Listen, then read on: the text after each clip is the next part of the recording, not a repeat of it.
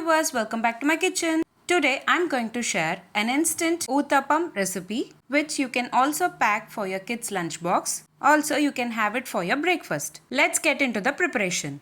In a pan, add 1 cup of rolled oats. Dry roast them until they turn into golden brown color. It takes 2 to 3 minutes. Cool them down in a plate and transfer it into a blender jar. Blend it into a fine powder.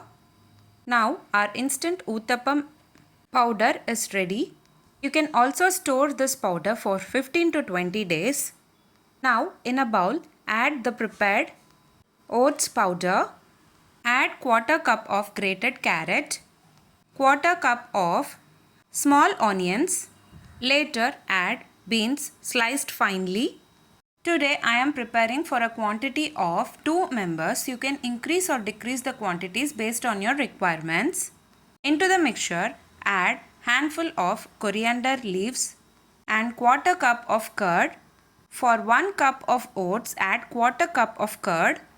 On top of it, add spices.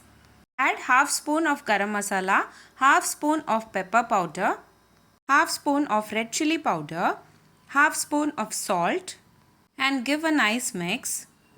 Add required water and give a nice mix. Rest the mixture for 10 to 15 minutes. The consistency becomes thicker after 10 to 15 minutes as shown in the video. Now add this mixture in hot dosa pan. Flip on both the sides and cook for 2 to 3 minutes until they turn into golden brown color. Add required oil and cook on both the sides. You can have this recipe without having any side dish. Perfect combination for this recipe is mint chutney or coconut chutney. That's it. Very simple, healthy, instant oats Uthappam is ready to serve.